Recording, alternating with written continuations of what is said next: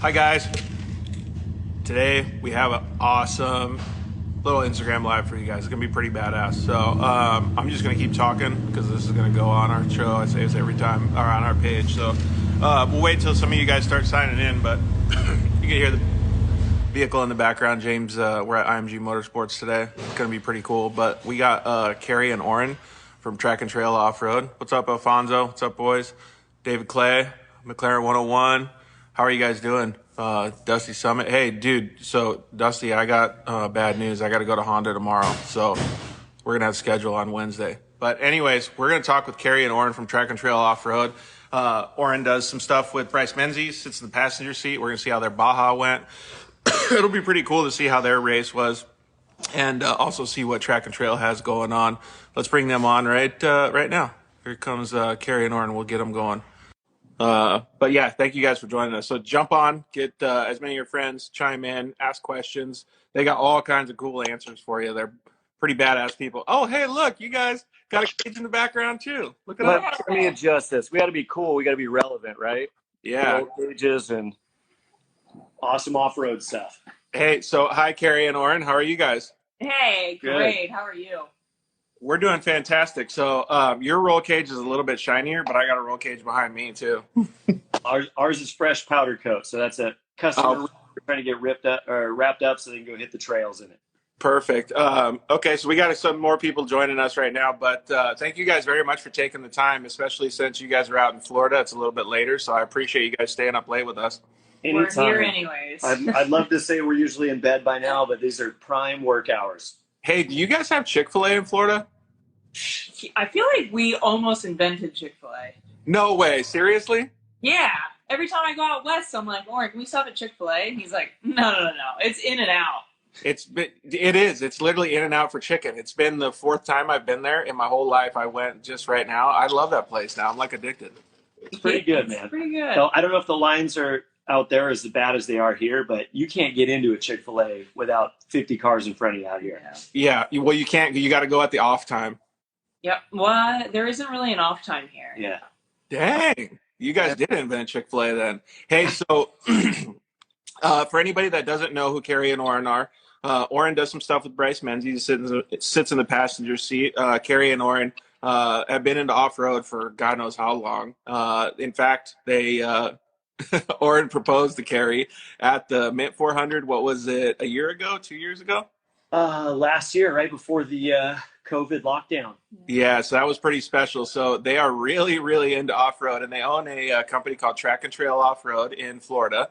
And they've been doing some pretty cool stuff. But I want to talk about two things tonight, if it's cool with you guys. I'd like to talk about the Baja 500 first, and maybe get into what you guys have been up to. Yeah, sounds good, man. We're good with both those. So going down to Baja, I actually got to experience, I don't know what you call it, but the chase side, the logistical side, right. just this past Baja 500. It's the first time I've ever got to experience that portion of it. I thought it was pretty bitchin'. Yeah, it's awesome, man. I mean, I started on the chase side before I started navigating for people. And now, now that I'm sitting in the right seat most of the time, Kerri is chase crewing it every race. So she gets to see that side of it as well. And it's definitely a cool way to experience Baja. And I'd say you get a little bit more time to kind of appreciate some of the local area sites and stuff like that than in the race car. I couldn't believe the amount of, I don't know what you want to call it, distance or desert that we covered, chasing, pre-running, and just plain like having fun. Like we pre-ran chased basically the whole time. And then we had trucks that were lead progging, obviously to do certain things like fuel and stuff like that. But man, I got to see so much of it. And I couldn't believe like how much fun it was not being in the actual like race vehicle, like what Kerri's used to. And that's a loop race. That's not even point to point. Like that's. I know. The 1,000 is just a totally different. I mean, it's insanity. Well, maybe you can tell us what the plan would be for something like the Baja 1000 that's coming up, because that's a pretty big one. I mean, that's a hard one because the logistics it's until a plan is solidified, those are always kind of up in the air.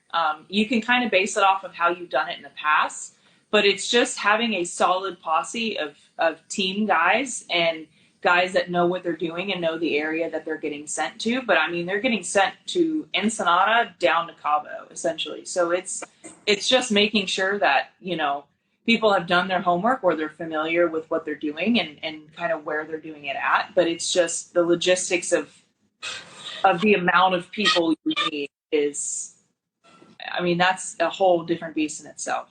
Yeah, I was thinking that same thing too, and we were just chasing UTVs, right? Then you guys are going in a trophy truck. You guys are going much faster than that. So how difficult is it to actually keep up? In peninsula races past that I've done, it's a lot harder because the speeds, you're covering so much more ground. You know, there's a lot less kind of crossover sections, like the Mike Sky Ranch loop and everything like that really helps kind of slow everyone down and kind of gives people time to get to where they need to go. Well, when you're running from, you know, Ensenada shooting down towards La Paz, like you're covering so much ground faster. You got to have a lot more guys to cover that, because like the leapfrog thing doesn't always work when the speeds we're going, we're averaging faster than our guys, you know, can safely go on the highway. Yeah, that's what I noticed. I was like, holy cow, man, I can't believe like the big teams are actually going to be able to beat their drivers.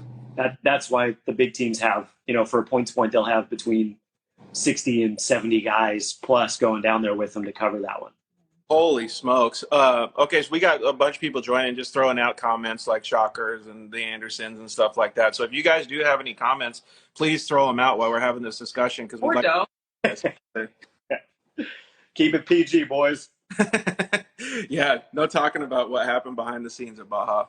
Yeah. Did you guys have some fun down there? What was your number one rated taco? Ooh. Oh yeah, how many burritos did you guys have? Oh man, yeah. So we spent a decent amount of time down pre-running, and we got a great chase crew, you know, that covers us and will shadow us as we're pre-running. And you know, with the 500, it's hard because you start kind of on the inland side, you cross through the mountains and Mike's, and we'd pick up with our crew on the Pacific side. And it seemed like every day we'd meet up with the guys in the kind of the same spot. Well, they'd always pick us up the same like shredded beef burritos, you know. So I had every time. Yeah, like probably 3 or 4 days in a row, which were still delicious. I can't complain.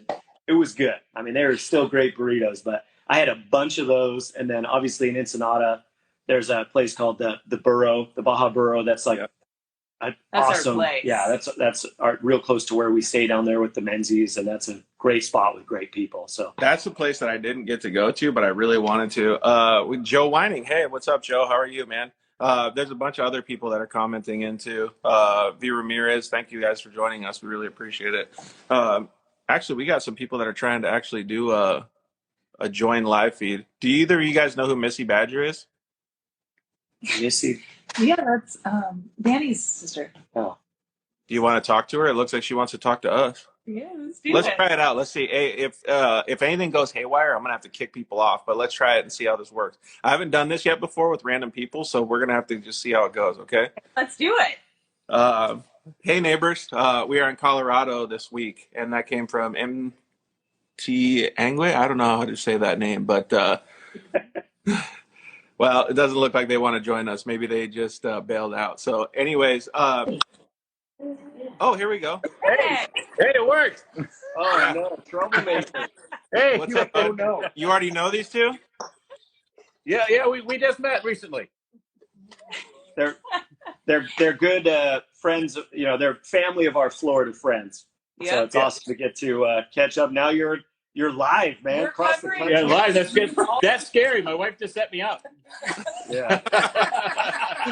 Oh, so the wife set you up to be able to go live on Instagram? That's pretty sweet. Exactly. So we were just discussing our killer game of Jenga. Oh yeah. And your ninja moves. Yeah, that's right. Adult, you know, big stack Jenga is kind of my specialty. You know, we're not racing or working. It's Jenga as a profession for sure. Hey, I've seen that. Is that pretty fun? Oh yeah, especially. Oh yeah, we had a blast. Do you always bring it out like when you're halfway gone, or is it like come out right when you start cracking beers?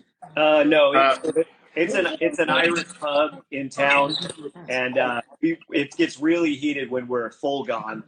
And there's a couple of moves, you know, when you got like just the single board You know, Yes. everyone's balanced. You got just one, 2x4 in there. Pulling on it. No, you just karate chop it. Yeah, he pulled the ninja move on me. Yeah, I think it worked a couple of times. I don't Oh, remember. because you know it's going to fail, so you just go full tilt. Oh, you hit it and hope for the best, and usually sometimes it works out. Yeah, it did. That was cool. That was a good time. Yeah, It's cool that very you good guys time. have such a great time. Were you able to play with him, Kerri? Oh, God. With what? I let him embarrass himself for a little bit. So wasn't Kerri? Was she playing darts with you guys? I was. Yeah. I was She was on the on the dark. She was with the other half playing darts. Yep, that was a good time for sure. Yeah, Yeah, absolutely. That's awesome. Hey, so before we let you go, you have a question for Kerri and Oren right now? Just when are you guys going to come north to Maine? Oh man, Oh. it's gonna be a little while. We're a little busy with shop projects, but when we get that, I know. I kind of set you up for that one. Get some of that cold weather going. Oh yeah, man, I'm ready for it right now. It is not cold in the shop right now. No, not at all. So, Well, thanks for joining us, bud. Hey, Oren, you might know the guy Casey Curry. He just joined us as well. All right. See you guys. Want to come See you on? guys. See you. Later, James. Have a good one. That's pretty cool that we got. At least we were able to keep it PG-13. He didn't bring out any sketchy situations that you guys got into. Yeah, I'm all good to talk about Jenga. I mean, that's good. I'm good with Jenga conversations. That's awesome, man. So when you guys go down to Baja, like on a little bit more serious of a note, like when you go down pre-run, you don't have to give us any secrets or anything, but how much time do you spend pre-running? Because I know that when we were down there, we couldn't have pre-run enough. Like we could have done it a million times and it was still not enough. So like, what's your guys' strategy when you guys do that stuff? I mean, we take it really seriously. I mean, Bryce, when we get down there, Bryce is focused. I mean, I'll be honest, we go down there, we really want to win every race we enter, and that the pace is so fast right now, and the field is so competitive. There's no slacking. Like I remember when I first got into trophy truck racing, when I was like 19, I was working for Riviera Racing, and I'd navigate with them. You still had to be on your A game, but that was like more of a reward for working hard. Yeah. You could have that mentality and still do really well. Now, like if you're not on your A game from the time you get down there 10 days before the race till race day, like someone's going to put in more work than you. So, yeah.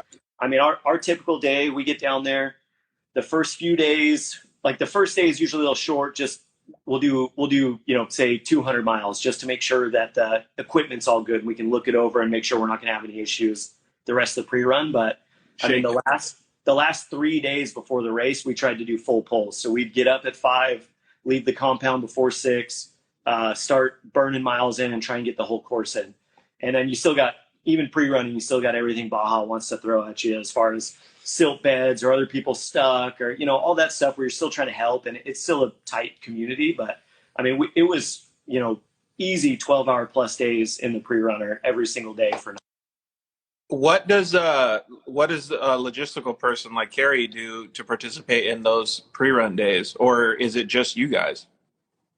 So on the logistical side, this race I didn't get to do that because I had to kind of hold down the fort a little bit here in Florida for a little while. Oh, what, you mean you have a company that you got to run too? Kinda. Sometimes we hope it just kind of like handles itself when we're gone. But it doesn't do anything. So just either waking up and getting a plan with these guys and making sure all the radios are on. So either when they're gone, keep the chase trucks packed and, the teams and the logistics side just kind of working. And then getting with them and going to either a lunch spot. So making sure that, the truck runs all good. They don't need anything. So chase trucks will go to that meeting spot, get them some food, either get them another pre-runner or another race truck to pre-run in now. So it just kind of depends. It depends on what section they're running for the day, where they're going, if it's something they can just go out and do themselves, or if they need a trailer on standby, if they need something else on standby. So yeah, it just kind of varies. Yeah, it's pretty crazy. Like I still, and again, we were super low level. I just went with Ryan Edwards from KMC Wheels and his guys. And in fact, their Baja car is still over there with a bunch of mud on it. Nice. Yeah. Take it out. So, yeah, I know, right? They parked another one in front of it and they actually busted it. So I'm not going to be able to drive that right now. But it is kind of crazy to me to understand that, like, I still think I've said this in the last couple shows because it baffles me. Driving in the race truck, I feel like is part of the easiest part of the whole scenario. Yeah, I agree with that. Everything that happens beyond that, like, first of all, Oren, kudos to you for being a fantastic navigator and mechanic and stuff on the course as well. But everything that I just saw at the last Baja 500 just like completely baffled my mind to be able to understand how many talented, smart individuals, organization, good drivers, mechanics, all kinds of stuff goes into it that people would never think. Like, oh, I could go down to the Baja and ride my side by side, I would win. But it's not like that. Yeah, no, it's nuts. I mean, especially with, most of these teams have to be self-sustaining. There's a lot of people down there, and you can get help from people if you need it, if you don't have guys there. But I mean, the amount of planning it takes, like you said, to go into being like self-reliant for 500 miles as fast and as hard as you can drive, like there's so many variables and so many things you got to plan for, and you don't always get the fuel mileage you're going to get, and be able to not just have this grand plan at the beginning, but to be able to change that plan in an instant on the fly is just crazy. Like a perfect example, this race, these guys needed a re-rack, and as many people as we had on the ground, it happened to be the closest pit to getting a re-rack, happened to be a pit that was only supposed to be timing. Like they had a tire and a jack, but it was only supposed to be timing.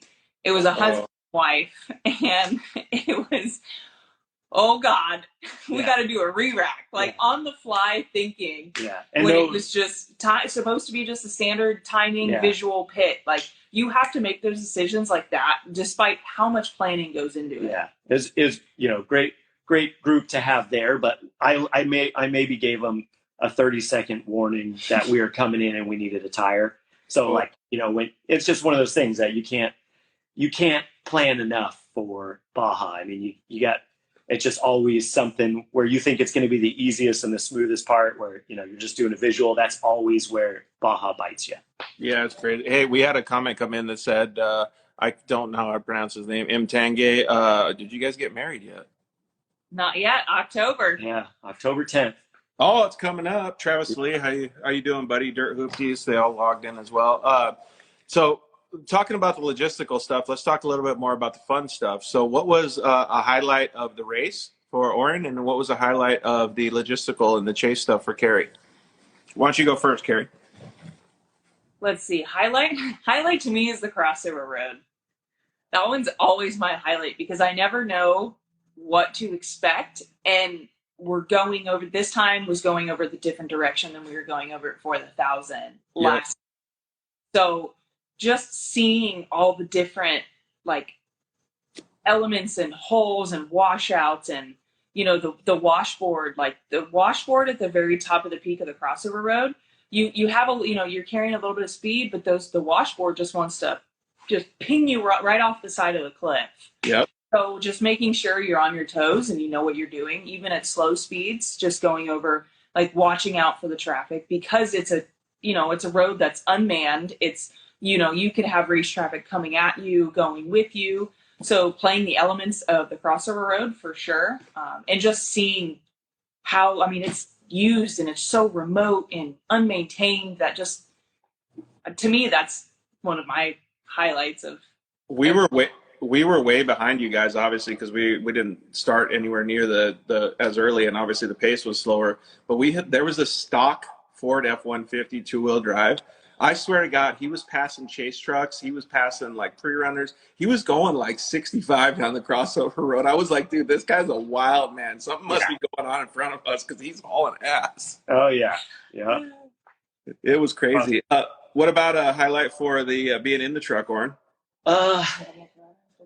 It was so. Bryce, that was the first time leaving Ensenada racing with Bryce that we were first off the line. So to get out and to get into, the Mike Sky Ranch loop, still first truck, and the dust, the Baja 500 dust is always bad. The silt beds are always bad. So to not have that like anxiety and stress coming into it of like not being able to see, that stress of trying to close time on people, but you're just driving blind through the dust and, hanging it out there. Like we got to race at Bryce's pace, and he was in full control, and we just clicked through our notes, and it was like a pre-run day, just a little bit faster. So, obviously we didn't get to carry that, the whole day, but when we were going, it was awesome. Yeah, that is pretty cool, because when you have clean air like that, I feel like being in the driver's seat or the passenger seat, it'd be like a weight lifted off your shoulders. Yeah, I mean, we've been very fortunate. Bryce qualifies really well. I mean, King of the Hammers, we qualified first, led the whole thing. San Felipe, we qualified first and stayed in clean air the whole time. And it really, that really is, a great, advantage. But for that, in 3 seasons of racing together, to leave Ensenada for the first time in clean air like that was a highlight for me, for sure. Yeah, well, as Sean Berriman said, the highlight was Kerri hyping up Bryce and Oren at pit 305. What was that? Were you like super hype man at that pit or what? I was we had some at that pit, we had full like, all right, we got this. We got, we plugged in, we had a new like refresher, we're good to go. We fixed the issue, good to go, like feeling so good. And I'm like the pessimist, I don't normally think like that. And I was just like, oh, fuck yeah, we got this. We got this.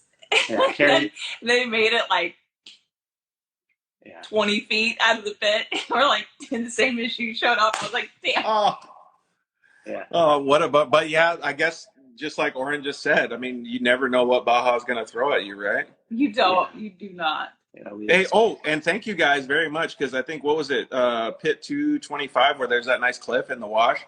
We got to take your spot after you guys bailed out. So thank you guys for hooking us up with such a sweet spot. Yeah, no sweat, man. That was a good spot. It was pretty rad. All right, so Baja was fun. You guys got all that stuff done. You guys rated your tacos. I'm going to have to definitely go down to Baja Burro and check that place out. But what have you guys been doing since you got back? Just Jeep life, man. I mean, we like to think of ourselves as a very well-rounded do anything off-road shop, but in Florida, the Jeeps are definitely hot, and we've got one big build in particular that we've been cranking on trying to get done. So just came back to it and slamming away, getting some projects done. Like Kerri said earlier, we leave when we go out of town to go racing, we just shut the doors, right? We want to be able to focus on racing and doing that and not worry about what's going on at the shop. So unless it involves parts. Yeah, parts still show up all the time. People still call all the time. Kerri handles that, thankfully, when we're down there. But, well, I think I mentioned it last time we talked to you guys on the show. Like, that's really cool of your customers to be so forgiving about all the stuff that you guys are doing and understanding that you guys are going to be gone for that amount of time. So I'm sure that their line of communications have to be open still. Yeah, absolutely. And it's tough at times when we're in real remote areas, but I think that's part of what makes it cool. I don't want to say almost like a team feel, right? Like they're involved with it. We get to share with them what we're doing. Most of them, I mean, they're all off-road enthusiasts. So who in off-road doesn't like off-road racing? So we get to, that builds a lot of the, camaraderie and the friendship, is being able to relate to this and then, compare that stuff to their builds and what we're doing and stuff like that. It makes it a lot of fun. Yeah, 100%. One thing that I was going to say is that I don't know if you're able to tell us anything about that project, but I really, really hope it's the diesel Jeep. This LS the world, baby. Yeah. LS the world. Dude, I was checking one of those things out, the engine compartment on those diesel Jeeps. You couldn't squeak a fart in there. It's so tight. Like, that thing is just packed in there so hard. It's crazy. Yeah. We have two diesel Jeeps coming in soon. Oh, perfect. This one has a 525 horsepower LS3 and 6L8. It's got everything you could throw at it. That's super cool. That customer is going to be really happy. Well, I am interested. I'm just a big diesel guy, and I love the fact that Jeep is changing all their stuff up. It's going to be pretty cool. What do you guys think? Do you guys have any things to do with Broncos? Not yet. We're excited. I mean, we have a lot of friends on the manufacturing side that, everyone's kind of gearing up right now for the Broncos, right? So there's a lot of cool parts that are getting ready to be released. That's going to be a whole new tidal wave of parts and accessories and a new niche of people, I think that's going to attract a completely different group of off-roaders. But it's cool. I mean, I think it's cool that they're different from the Jeep in the sense that they're independent front and not straight axle. So just to have that difference, I think it's going to be really fun. Yeah. Are you excited for that too, Kerri? I am. Everyone keeps asking me. The most famous question is what is it going to do to the Jeep market? And I never know where to go with that because I feel like Jeep people are Jeep people, and I don't feel like a Bronco is going to replace a Jeep, but I also don't think a Jeep's going to replace a Bronco. So I feel like they are safely in their own little, niches. And it's just going to be interesting because I think it's the one link that'll probably pull those two markets together. Yeah, I agree. It's going to be different to like straight axle IFS world and like how that's going to kind of combine. But I mean, they're going to be playing in the same areas. I can tell you that much. Yeah, well, I couldn't agree anymore. Before I give my reply, Jam and J says F yes, and then Omega JKU says Oren and Kerri are the best, bar none.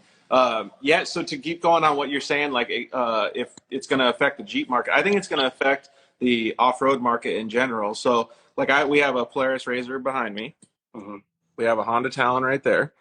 We have Yamaha Wagsy sitting over there. We got like a RS1, and we're at IMG Motorsports. And every single manufacturer benefited by the release of the Yamaha, by the release of the Kawasaki, by the release of the Honda, by the release of the Can-Am. Every single one of these guys sells more vehicles now because they're so much more popular. So I would think that the Bronco and the Jeep stuff will be similar to that. Yeah, I definitely agree with that. Let's see here. Chase on Collection says, how many times does Oren go to the bathroom during the race? That's a pretty good question. I like your style, Jason. Okay. So that's Justin Chase. I don't know if you've seen any of like the Bryce Menzies YouTube videos. I think since Joey D posted the other day, I think everybody knows who Justin is. Okay. So Justin is phenomenal. He's around. Like the off-road porn guy. Oh, dude. Yeah, he just needs to put in some different background music, and it'll be just like it.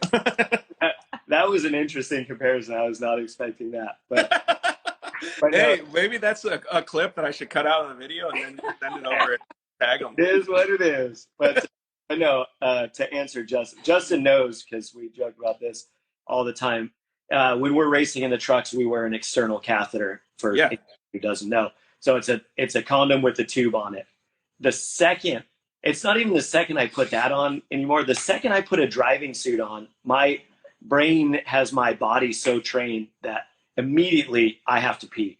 And then I've heard of a lot of people in the race trucks, they have a hard time finding a spot or, the right terrain where they can kind of focus and pee. Not me. I feel bad for all the guys at the shop that work on the truck after we race in it because I probably pee 25 times a race. I mean, I can't stop. I drink water, it just right through me. It's a curse. It's a blessing and a curse all at the same time.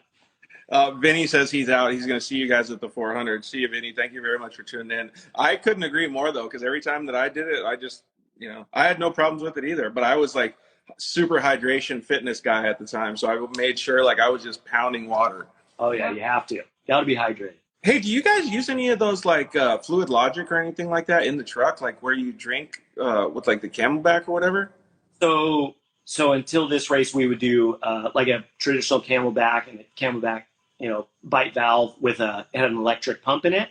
Uh-huh. This past race was my first time trying like the Fluid Logic setup, and that's super legit. I like that a lot. Yeah, I've heard that by a few different people. Jeff Proctor at Honda was like swearing by that thing. Yeah, it's really cool. I mean, it's a lot less, I would say, fumbling for a driver. I enjoyed it because at the pit at 305, when we were trying to get the race truck back up on its feet, you can unplug that pumper hose, and it's like a push button squirt gun. So Kerri's out of the car, and I can hold the drinker button and it sprays 6 feet. I can hose anybody with that. Whoa. Yeah, it's legit. There's some good pressure on that system. So yeah, that's great. Didn't he use it and it started drowning him? Oh, that was just the old. Yeah, you gotta watch those drinkers that are electric motor. Like they throw way too many gallons per minute out there. You gotta be careful with those things. Dude, that would be kind of crazy too, because like you could actually MacGyver that. Like if you had an issue and you needed to wash something off, you could use that thing. Oh yeah, wash your visor off. Yeah, it's multi-purpose, man. I was impressed, definitely. That's pretty cool. Maybe one of these days they're gonna have them in one of the projects that you guys work on at Track and Trail. Yeah, gosh, a part of me wants to say I hope not, but it would be pretty cool. So what's been the latest like fun stuff that you guys been working on at Track and Trail? We talked about how you guys got back to it after Baja, but clearly there was some projects since we've last talked to you guys over the last what, 8 months or so? Yeah, I mean a lot of cool, just finishing up a lot of V8 and coilover stuff. So that's fun because it's a lot more. It's not just bolt-on parts. We get to cut a bunch of stuff off, fabricate a bunch of stuff, and make it kind of the way that we like to do it. And It's mating the Jeep and the race industry together, which very few people do that, and that's the fun part of it. It's time consuming, and it's a for sure passion projects, but it's amazing to see that the combination of the two, mixed into one. It really is. And well, everybody says racing drives what sells, right? But like for the enthusiasts to be that hardcore into the off-road scene and you guys to be able to like pick their brains. Do you guys have any customers that you remember maybe over the last 6 or 8 months that have come in and been like, hey, I love what you guys did for this project, race inspired, like I have this idea, can you help me out with it, that you can remember? what we get a lot of is like customers will say, "Hey, this is what I want to do. How would you do it if it was yours?" Really? Like for instance, this Jeep behind us. He wants to go. The owner of this has a house in Lake Tahoe, so he wants to. It'll do the Rubicon Trail and Ford Ice and all the fun Jeep stuff. But he wants to do, like a Sportsman Vegas Torino deal, or go Oh, do the Safari class at Nora. So saying stuff like that instead of doing like the standard, under the hood Jeep stuff. Like this thing has a CBR radiator, CBR steering cooler, trans cooler, unique metal products, air, filter system. Like we did it. We took a bunch of stuff that we would use on race cars just so, when the time comes that he can go do that stuff, it's got the right parts in it so that it's not going to be like a go 100 miles and stop and fix a bunch of stuff. So getting that kind of like, I don't know what the best way to put that is, kind of freedom to do it the way that we think is best from our experience. It's awesome, man. We love it. But that saying where what is it? It's easy to watch them. It's hard to watch them leave. Yeah. yeah. It's you get to build them how you would dream, and then you got to watch them leave, man. Yeah, but you get to see the smile on their faces. I think that's so cool. Like I take two things from that. First of all, I think that it's awesome that people do that, like, and that you get to build these cars. But second, that the race organizations are putting together these classes where I don't want to say people can take their daily drivers, but it's kind of like that, right? Because you can say, okay, I have this creative idea. I don't want to build a $750,000 trophy truck, but I want to go race at the Vegas Reno. I want to go race the Baja 500. What class does this vehicle fit in? Or how can I do it at a somewhat inexpensive price? And then you guys can satisfy that with a build like what's in the background. That's insane cool. Yeah. I mean, that's, I didn't expect that when we opened up a shop in Florida to get people that wanted to go out west and do like the awesome events that we both love. Yeah. So that's really cool. And yeah, it is cool that the promoters are making it a little bit more accessible. Like, definitely need to have the safety stuff, but to be able to come out and, that kind of pace, like I would love to do those events, if we had the time right, like doing that kind of stuff, I'd love to do that more. Like pre-running is, the stress-free, less stressful side of racing, like Yep. Racing's great. It's fun to go and chase down wins and checkered flags and all that. But the time you get to spend, with your group or your team pre-running, like I have more stories from pre-running and going at like a lighter pace than race pace than what I can remember racing. Yeah, exactly. Brendan just joined. I had tacos with Brendan earlier. Thank you very much for showing me the spot down in Encinitas. That place was bomb. And then McLaren 101 says, I love when people get creative with their builds. Maybe that's a question for you, Kerri. Like, what's some of the most creative stuff that people have come up with in the last year? Because people have been cooped up. I'm sure it's going crazy. Let's see, the most creative. Oh, I would say just A Jeep Unicorn? yeah. Exactly. Yeah, I would say that the forums have kind of created a totally different beast of people that say things can be done and they can't be. But I would say this one behind us is definitely the most unique, and it wouldn't be per se the customer being like, this is exactly how I want it to be. It's just kind of let the creative juices flow and Yep. let's see where this goes. And it's freaking awesome. Yeah, I was gonna say that's got to be pretty fulfilling, right? Like when you guys leave, well, since you guys never leave the shop, we'll say virtually leave the shop. Like, doesn't it feel good that the customers give you guys that creative outlet too? Well, actually, maybe you can give us a little detail. So when that customer came in and said, "I want to be able to do these things," do they say you have to use this tubing, you have to do this, or do you guys get like, make it happen? I would say a decent amount of them we get to make it happen. I mean, they tell us what they want to do, and then they go, well, you guys do it, figure it out, more or less. So, which is good because I mean, everyone's got their own preference. I would, I don't know. I feel like the people over here in Florida and on the East Coast are, what's the right way to say it? They're definitely more open to experience, and if you say, hey, this will work and we can do it, there a lot of times they'll trust you on it, unless it's something so wonky and questionable. Which that's the other aspect of it. We will never we never point them in a certain direction because of money. We point them in the direction because it's the right way to do it. Then that's the fulfilling side of it is, and we know it because we're not salesmen. We let the products and we let the builds kind of speak for themselves. We're not going to do something. First off, we don't do anything that goes against what we believe in and what we know works and what doesn't. So that's the biggest thing is we will flat out just say, no, we're not doing that. It's not going to work. It's not safe. It's not how you do things, which is great. And then just kind of being like, if you came to us because you trust us, so we're not going to point you in the wrong direction. Yeah, exactly. Yeah, Cryo Heat, the guys over there. It's probably, excuse me, Josh that's joining us. Hi, Josh. But that type of mentality and the customers giving you guys the opportunity, that's exactly what breeds innovation. Yeah.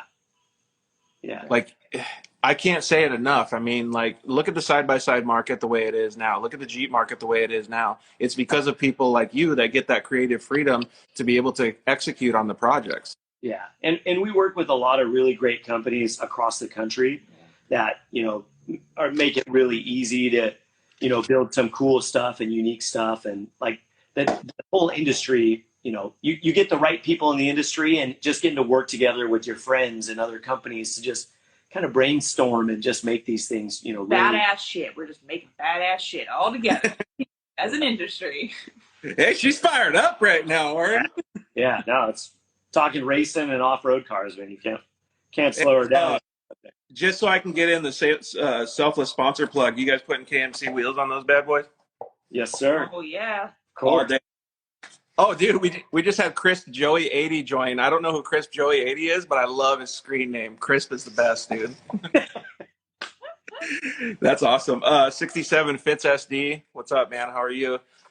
So I personally think that it's cool that you guys get the opportunity to do this, but you got to also pat your guys' selves on the back and give you guys yourselves a little bit of credit, because a lot of the stuff that you guys do on the weekends when you're out at the races and come back, you guys have so much more knowledge. And I'm not just saying in a build, but you can see what happens in vehicles going through the gnarliest stuff, like maybe a sensor fails, maybe a computer part fails, maybe a driveline issue, whatever it is. And that knowledge can be put back into the, I don't want to say daily drivers because that's a bad word, but the people that you work with, you know what I mean, in their daily drivers. Absolutely. And that plays a huge part of it. I mean, a lot of the first, a lot of the companies that we work with are because I've been able to work with them on race teams in the past. So it's not just stuff I know is going to drive down the road good, but we've already tried to break it like as many times and ways possible, and it's proven itself. So that's a big part of it, is just knowing like that peace of mind, having that. And yeah, like especially being with teams like, the Menzies family, all of Menzies Motorsports, like that's like a lot of cutting edge stuff, right? Like the trophy truck world is insane right now. So to get to experience that and see all that firsthand, like immediately, like you said, coming back from a race, it's like, oh, I hope we get a build in the future where we can apply this and kind of play around with some of this stuff. And it's just that industry is progressing so fast. There's so much awesome stuff coming out right now. It's great. Yeah, I couldn't agree more. Actually, this is a really good comment that come in. JCM Motorsports 37 said, Oren not only builds some badass rigs at Track and Trail, but he helped me figure out something as simple as a death wobble on my JK. So yeah, I guess it's the same thing we just talked about. Like, you just know these different things. So if somebody asks, you can help. Yeah. Yeah, it's unfortunate because a lot of the Jeep industry across the world has gotten this name of, oh, it's a Jeep. It's supposed to drive like that. It's a Jeep, you know, it's going to do that. But it's trying to explain that to people. And we are by no means, we are not cocky. We don't pat ourselves on the back, but we're proud to know what works and what doesn't. And Oren has done a lot of tinkering to see, and these Jeeps are finicky, and to find that this degree works and this measurement works and nothing else will. So it's like fine tuning each person and trying to correct the mentality of, oh, it's a Jeep, it's just supposed to drive that way, has been, 4 years in the making. Of each person we've had so many customers that say, I won't drive it, my wife won't drive it. It sits there because we're scared of it. And it's like, really? To fix that, and not like fix, it's just putting the right components on it, putting the right angle in it, putting the right degree in things. It's like seeing the look on their face when they're proud to own that vehicle again is like, there's nothing that gives you that feeling. Like, it's so satisfying to see them be proud in the vehicle that they've owned and sat there and looked at for years because they're like, I'm scared of it. Yeah, especially when they spend money on it. Like Joe Dirt says, how does the posi track rear end on a Plymouth work? It just does. Yeah, I don't know. It just does. Yeah, we try to get away from those answers. I don't know. Just the way it is, brother. We try not to do that. Try and get some solid, info to it. I mean, Oren will probably still say that no matter what. Like I said that night, that guy hopped on talking about Jenga. I'm sure that's all I was saying that night, but I try not to. Because you were hydrated. That's why. Because Oren had some hydration, right? So 67 Fit SD says, like Jim at Magnaflow. I don't know what part of the conversation we were talking about that relates to that, but it sounds like you guys work with Magnaflow. Yeah, Jim at Magnaflow is a great guy. They were out here first event we had right after the San Felipe 250. So we flew straight from there back here to have this huge week-long Jeep event that happens in Daytona every year. Is wild, but it was a lot of fun. Were there hot dogs there?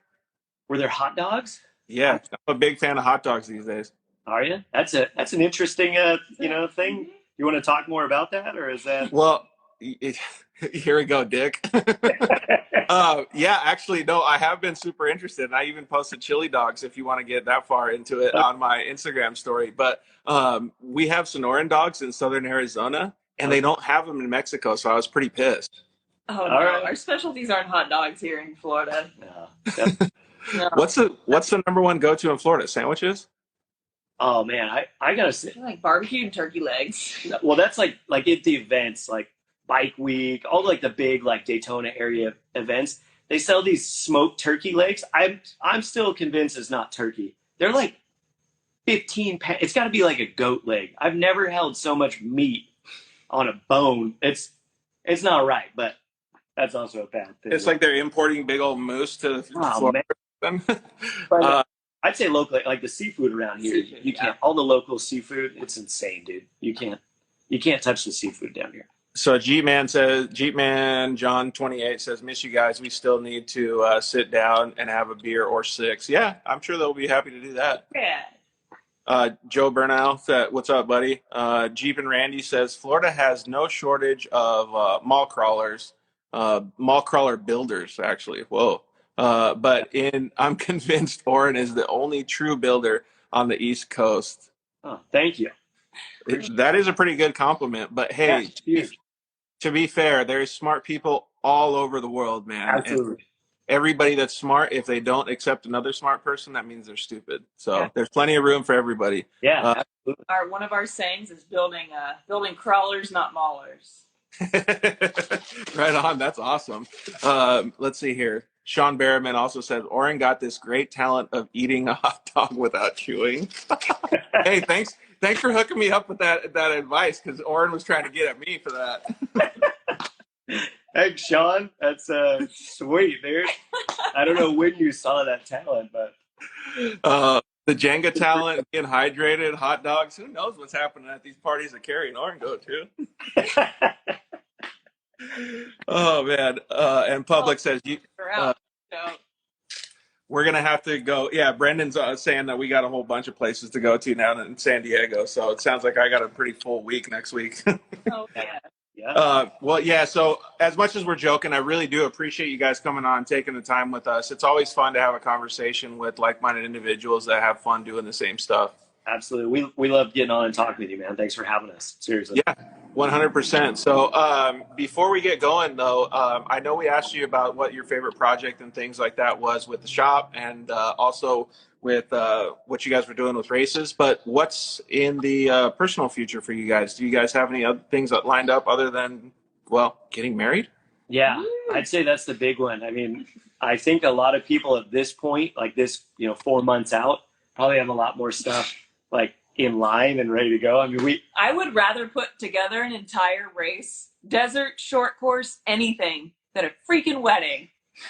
which is Okay, so maybe this is actually a super good question. What's on the roster for the wedding gift list? oh Did you guys Headers, set all that up? headers. there's definitely automotive. There's definitely like Who needs a blender? We don't need a blender. We need a KMC wheel. Yeah, she wants stainless headers for our jet boat that we were sitting in California. But Whoa.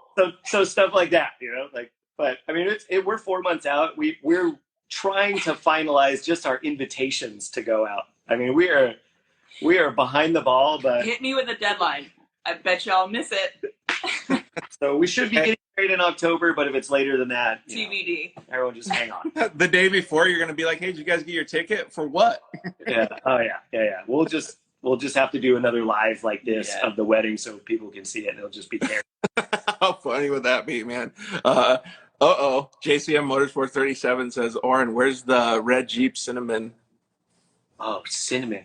Is that Pat? Cinnamon. Yeah, that's back. That's back with the owner right now. But hopefully, we'll see that thing in the not too distant future for a little more. Going way too fast. A little more tune-up work. Going way too hard. Well, that was Oh, that guy uses his Jeep then. Well, that customer is awesome. He's got a few Jeeps that he plays around with, and just a great all around guy. But that was an '89, 2-door Jeep that we put a 5.3 liter in and coilovers and 110 axles. It just made it that was more of like a Florida Jeep. No top, no AC, just ready to submerge. Dang, that's super cool. If you guys had your dream build, let's ask Kerri this one first. If you had your dream build, you can pick any vehicle on the planet and hop it up however you wanted. Where are you going? Oh, you know what? That's deep. That's deep because Let's just go surface level then. Maybe give us a couple things that you would do. I would say an F-150 and just doing a Raptor long travel style to get us down into the remote Baja sections. Because I'm born at heart a truck girl, but these Jeeps with their, you put the right motor in them and the right axles and wheels and tires, and those things will get you anywhere. And we can throw a paddle board in the back and wheel into these super remote places, and then, get our inflatable paddle boards out of the back and go hit the lake, and then continue wheeling to places that no other vehicle could get to. So I'd say those would be my top two. Yeah, that would be pretty cool. So before you answer, Oren, have you guys seen Ryan Edwards' Ford F-150? Mm-mm. Yeah, so he built, they call it the Anti-Raptor. It's exactly what Kerri just mentioned. Yes, I have. Now that you say that, yes, I have. So that's the vehicle that we chased in the whole time. Oh, that's so awesome. Hell yeah. It was pretty cool. It worked out good, but I have a couple little suggestions for Ryan with the suspension. But it was pretty cool. All right, Oren, give me your top level thing if you were going to build something right now. Oh man, I mean, if I didn't have to build it and I could just acquire it. I mean, there's so many nice tube chassis pre-runners out. I mean, I don't mean to sound like a diva, but something with 700 horsepower, just like a Stewart's, or even like the new Tisco truck. There's a lot of really nice pre-runner trucks. If it was something that was out of the attainable range that I just wanted, it'd be one of those nice, the new luxury pre-runners. The Geysers are badass. Everyone's building these awesome pre-runners. Those are legit. I definitely. They are so cool. I'm gonna go with, just so I can answer too, I'm gonna go with Joe Winding's 4-door Ranger. Yeah, that thing's awesome. That's true. That is a great platform right there too. He did a good job on that. And he did it up so good, man. That thing is so sweet. And so just to let you guys know, I'll just throw it out there. On July 5th, which is a Monday, we're going to go hang out with Joe in Arizona and have a little bit of fun. We're going to talk to him about some of the stuff that he's been doing with Toby Price down in Australia. And we're also going to give a little bit more information, which you guys can chime in and feed with too, about how to get into off-road, because we get so many direct messages, people asking, how can I get into racing? How can I help with the chase team or team chase and get into my own desert car, get in the passenger seat? And all of it starts with just lending a hand to any races. Yeah. Honestly, that's kind of how I got started. But I was 17 when I got into it. But yeah, 100%. And if there's anyone in Florida looking, if they wanted to come by here and probably just sweep and mop floors for like 10 years, maybe a little shy of 10 years, we could make sure that they're up to par on that, and then maybe introduce them to some race team people.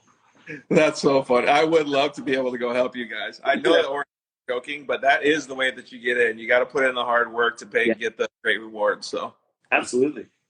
Hey, well, thank you guys very much. You want to say hi to anybody or any of your customers or anything before we hit the road? No, just thanks to everyone that tuned in and all the people that kept the comments PG. Thank you. And look forward to seeing everybody at either race or at an event or at the shop. So what's the next one? Is it Baja 400 or is it Vegas to Reno? It's looking like Vegas to Reno. Okay, cool. So hopefully we'll see you guys up there. Are you going to show up as well, Kerri, or you got to stay back home? Oh, yeah. I'll stay back home for a little bit, and then I'll be out there. She'll be there for the race for sure. Right on. Well, hopefully we'll get to see you guys up there, and thank you very much. Hopefully you guys can get some rest. Thanks, guys. Man. Yeah. Good seeing you. All right, we'll see you guys later. Thank you. Bye, guys. See ya. Thanks, Brendan. We really appreciate those guys coming on. It's always fun to see that we get such great people. Off-road community, like I've said a million times, has such great people in it. Kerri and Oren are not only doing it for some fun on the side, like with the racing and stuff, but they're doing it every day and helping out their clients and customers too. So we really appreciate you guys tuning in. Please tune in on Monday. We have Max Eddy. Max Eddy was almost the winner of the Sonora Rally this year in a Polaris RZR RS1. Which I had helped building a little bit back last year. So tune into the show on Monday. We're going to be live at 5 like always, and we will see you guys there. Thank you guys so much. We'll see you guys later.